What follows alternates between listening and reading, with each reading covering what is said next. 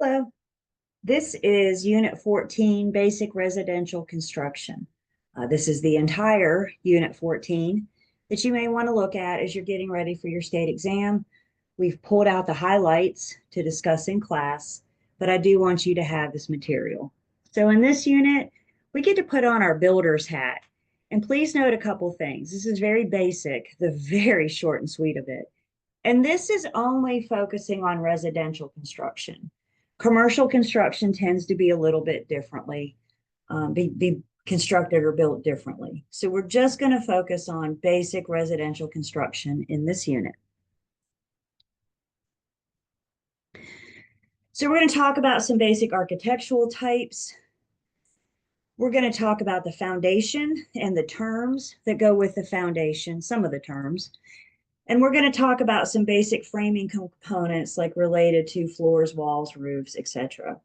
So first off, as we have discussed, builders have to follow building codes. Building codes are state regulations for construction with safety being the primary focus. So minimum construction standards with safety being the primary focus are our building codes. We also talked about, all back in Unit 2, we also talked about building permits. Building permits are permission to build. So as the builder's building, they're going to be issued several permits throughout the stage, throughout the phase of the construction. When a permit is complete, it's been inspected and has been deemed that it's acceptable per the building codes, that's when they are going to issue the final certificate of occupancy, also known as the CO. So once all the permits have been closed, it's a done deal. They're going to come in and inspect it throughout the process. But the very last step, the thing that we're waiting on most often is that CO, that certificate of occupancy. The CO closes out the permits. It says that it was built according to those building standards. General contractor license are required for most builders, especially building for the ground up. We mentioned any renovations of $40,000 or more is going to require general contractor. So not only if you're building a house, but if you're doing a major renovation, maybe you're adding, a bonus room in the back of the house. If that all that cost equals more than $40,000, then a general contractor is advised, and they can come help, coordinate everything, coordinate all the subs, like schedule what day we need the plumber to come out, what day do we need the sheetrock guy to come out, the painters, that kind of thing. So they'll help coordinate the project. But again, this unit's focusing specifically on construction, so building from the ground up. And when we talk about residential, we're looking at several different architectural types and styles. There's no, big bonus here or anything, as it really just comes down to the buyer's or owner's preference. So, when you're first meeting with buyers, ask them what type of property you want. Do you want a condo? Do you want a ranch? Do you want to deal with stairs? Because this might help us, especially if we're in a market with lots of inventory, that might help us kind of sort through what we're seeing and what they may be interested in. The picture in the top left is a ranch. A ranch is generally one level. You have everything. Kitchen, living room, dining room, and all the bedrooms on one level. Maybe the ranch has a basement, maybe it doesn't. But a one-story home is referred to as a ranch. The one next to it in the top right is a split level. So you can see you have the main level here. This is generally the living room, dining room, and kitchen. And then about halfway through the home, you're going to come across a couple of staircases. One that goes up to the second level, one that goes down to the lower level. Usually this upper level is going to have the bedrooms, and usually this lower level will have maybe a den or a bonus room, laundry room, that kind of thing. Don't confuse a split level with a split foyer. A split foyer is a two-story home. And when you walk in the front door, you pretty much got two choices. You go up or you go down. So this is a split level. Down here we have townhomes. We can also think of condos, again, might just be a preference. And then you may have a two-story home or, something a little bit more contemporary. So again, just some different types, styles. It all comes down, there's no one that's better than the other. It all comes down to your buyer's personal preferences. Through the eyes or the cost of the builder, the one that is the most expensive for them to build per square foot is actually the ranch. And the reason being is because per square foot, when you're building a house, your two most expensive components are the roof and the foundation. So with a ranch, you have everything under this one long roof and you have it sitting on one long foundation. Even if it were a two-story, for example, you would take this ranch, split it in two and stack it. So now you're using half the roof, half the foundation. So the reason why typically the most expensive one to build per square foot is the ranch. The other thing that we have to be aware of in North Carolina, most of our residential properties are wood framed. What else likes wood? Oh my goodness, termites. So oftentimes this wood that is used to treat the property has been pre-treated for termite prevention. The builder may also treat the soil as well. But it starts with treated wood, treated lumber, and homeowners are, no matter how long or how old the property is, if it's 6 months or if it's 60 years, everybody's encouraged to look into some termite prevention because there's only two types of homes in North Carolina, those that have termites and those that will get termites. So termite prevention is very real because that's what the majority of the house is. It's wood. So for them, it's dinner. The rest of this unit, we're just going to kind of break down the components of a home. Now, I'm not talking about all of these things, but we're going to talk about a good chunk of them. And this just kind of shows us where we can see these words, these terms that we're getting ready to discuss. We're going to do like the builders, and we're going to start building from the ground up. So when we're building a home, the very first thing that the builder needs to do is add footings. Footings are poured concrete. You can see they're set up here to pour concrete around the parameter here, maybe in between for support. Footings are poured concrete that are built below the frost line because we want to allow for expansion and contraction as the weather changes. The foundation is what goes on the footing. So any home construction starts with the footing, poured concrete, and that's where we start. It goes from there. So on the footing goes the foundation. We got a couple different types of foundations, so we'll look at those in just a second. The foundation wall is usually concrete or cement, bricks maybe, depending on what the builder wants to use. It's not uncommon to be able to see some or all of the foundation from the outside of the house once it's done, once it's complete. Sometimes it's buried in the ground. Sometimes you can see a portion of it. Some property types may require piers. If you're looking at a crawl space or a basement, you might be looking at piers. Piers help with sagging floors. Sagging and settling is just common in a home, but piers can help with sagging floors, help for that stability, that support. And then on top of the piers or on top of the foundation goes the girder. The girder is just a heavy wooden or steel beam. It's meant to keep it in the center of the home. It's just meant to prevent sagging. You got to think of all the weight that this home has. And the one thing we do not want is this property kind of sag or sink into the ground. So girders just offer that support. A couple of different types of foundations. Slab, you put your footings down and then you just pour the concrete. There's no underneath. Again, this is a preference thing. Some buyers, homeowners like the slab foundation, others don't. I think one of the big disadvantages to the slab is usually before they pour the concrete, they go ahead and install plumbing, electricity, anything that needs to come to or from the road, from the city. So with a slab foundation, once they lay the plumbing, that's where it's going to be forever. You can't move it. So if you want to remodel your bathroom, your sink is where it is. The only disadvantage to a slab, again, it's a preference thing. So ask your buyers, do you have a preference of what type of foundation? A crawl space lifts the property off the ground. Now you can have very small crawls. You can have tall crawls. But a crawl space just lifts the property off the ground. It allows for ventilation, moisture control, pest control. Oftentimes with a crawl space, you often see the plumbing, some of those components, again, going to or from the street or underneath. So now if you want to remodel your bathroom, you can move that plumbing, move that sink in your bathroom because you have access to those pipes, generally, not always. Gaining in popularity in crawl spaces are vapor barriers. These are, I mean, they look like white plastic. It's a lot more than that, but it kind of lays on the ground. It lays, you can see it there wrapped around the piers. It's just meant to control the moisture, keep the moisture in the ground where it belongs and not up in the property. We do not want moisture on the home. That's never good.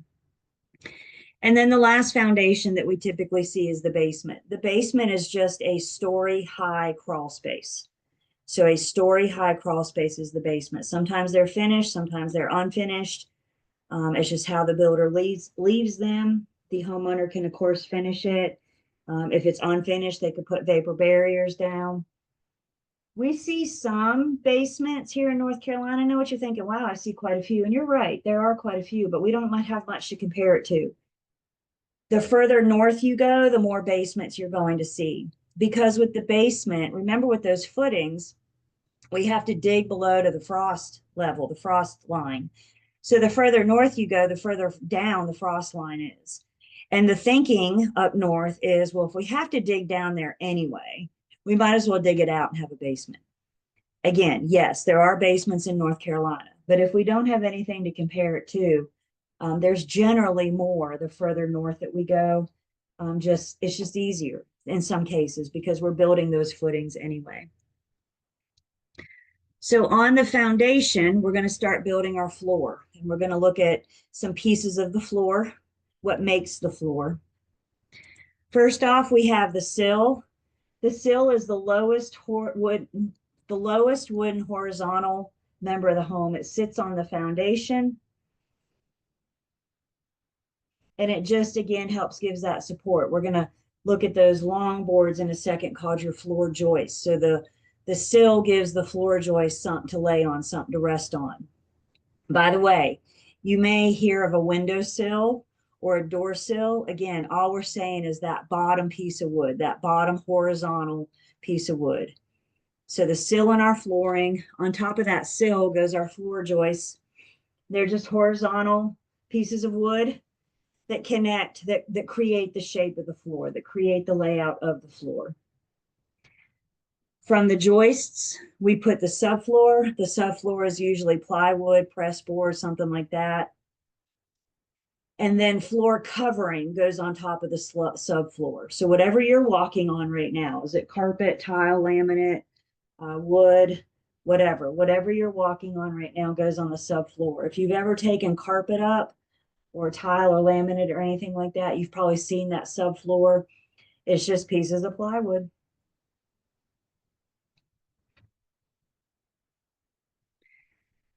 So from there, we got our floorboards, our joists, and we got our subfloor. You see foundation, sill plate. I love these pictures. They kind of help point out things. Now we're going to move from the floor and work up the wall. So again, this just kind of gives us an idea of what we can expect to see in the wall. And what gives the property its look, what gives it its shape are the studs. The studs are vertical pieces of wood.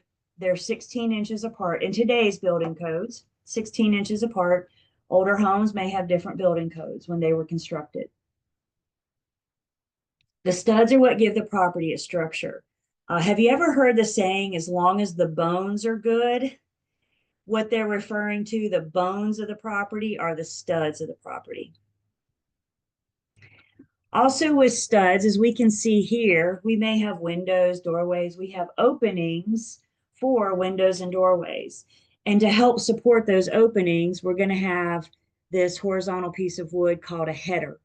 A header supports that opening for the window especially until we get a window or a door in. But even as it's in, it just gives it that extra support, that extra, again, think about all the weight involved with this building, this property. So support, is a big key, and that's what headers do. The top plate goes on top of the stud. So you got the sole plate on the bottom and the top plate on the top. The sole of your feet, the top of your head. The plates are what connect the studs. So the sole plate was on the bottom, sitting on those joists. And then you have the top plate, which connects the studs, keeps them up. But again, it also helps with the weight of the roof. We're still building up. Sheathing is what goes on the outside of the studs. So sheathing is usually some kind of tar paper. Well, sheathing is going to be plywood or particle board. And then on top of that, we put some kind of tar paper or house wrap. That's what we attach the exterior siding to. So over the studs goes some plywood. On the plywood is our sheathing. On the sheathing is our exterior siding. So maybe that's brick or vinyl, shake.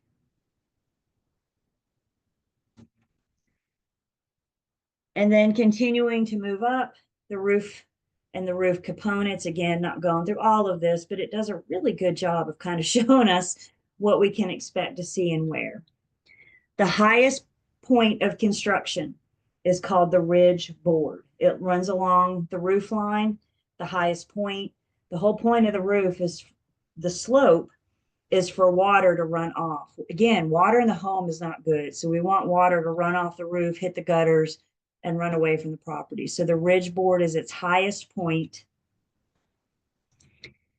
Flashing is some kind of material, metal or tar, for example, that seals openings. So for example, if you have a chimney, you got a little opening there and we don't want that to leak. So flashing would go around the chimney. Maybe you have vent pipes coming out of your roof, for example, flashing would go there as well. And then the overhang of the roof is called the eave. So there's a couple different pieces, a couple different components of the eave. Your fascia board is what we attach our gutters to. This is generally what we can see from the street. We attach the gutters to help drive or divert that moisture away from the property. The soffit is what's underneath the eave. So if you were to go outside right now and stand with your back flat to your home and look straight up, you're going to be looking at the soffit. And it's usually a bunch of little holes in it that allows for ventilation in the attic, moisture control, and to just keep air moving through the attic to keep things dried out. So again, just a very basic understanding of the components of building a home. I would just stick with what we went over instead of trying to learn everything there is to know about construction, but being familiar with those vocabulary words. We mentioned tar paper or house wrap. They're putting that on the plywood there. And then from that, they'll be able to attach the sheathing or the exterior siding. House wrap is probably more common. What we're seeing today, again, it just looks like white plastic. And they'll come through and cut out the holes where the doors and the windows are. And that allows them to install the exterior siding. Windows have components. Sashes are the part of the window that moves. So windows, either the sash either moves up and down or left to right, depending on the part that piece that moves. The jamb is the side. It's what holds the window in place. The header is the top of the window and the sill is the bottom of the window. And then muttons and mullions are not made up words. The muttons and mullions are the cross hatches. So the mullions are the kind of horizontal pieces here. The muttons are the vertical pieces, and it creates those sashes, allows for that movement, and sometimes just gives it its little look. Homes need insulation, particularly up in the attic, whether it's finished or unfinished. Insulation can also be found in between interior walls. Some builders will do that. Some custom builders want insulation interior walls, but almost always in the attic. We want to prevent the heat and the cold from coming through the roof into the home. That makes your power bill go up a lot. So R values are just how they measure insulation. The higher the R value you're going to have, like up in the mountains and stuff, it's going to require a higher R value because they have a lot colder winters than what we do. Typically speaking, the insulation in your ceiling or your attic will be a higher R value than what you may have on the first floor or those interior walls. Insulation. The old school way or those old bats. Y'all remember the Pink Panther bats and they just kind of rolled it out. There's also blown in, which is what this gentleman's doing. They're going to blow it in, or a foam, which will kind of spray in. And eventually that's going to harden and provide that insulation. How we heat our homes.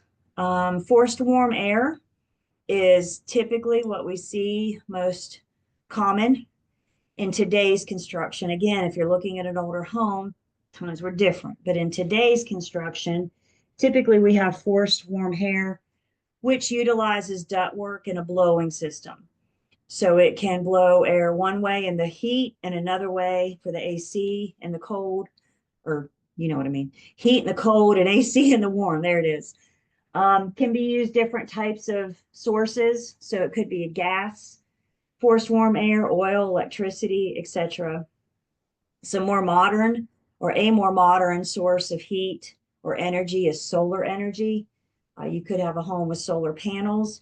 You could also have a gigantic solar farm where they're capturing that energy for an area, neighborhood, whatever. So forced warm air is what we see the most common in today's construction. Looking at the HVAC system, it's a combination of heating, ventilation, and air conditioning. HVAC stands for heating, ventilation, and air conditioning. So it's a one and done, just a flip of the switch. And you can see the ductwork that's used to push the air to the vents, the different vents in the room.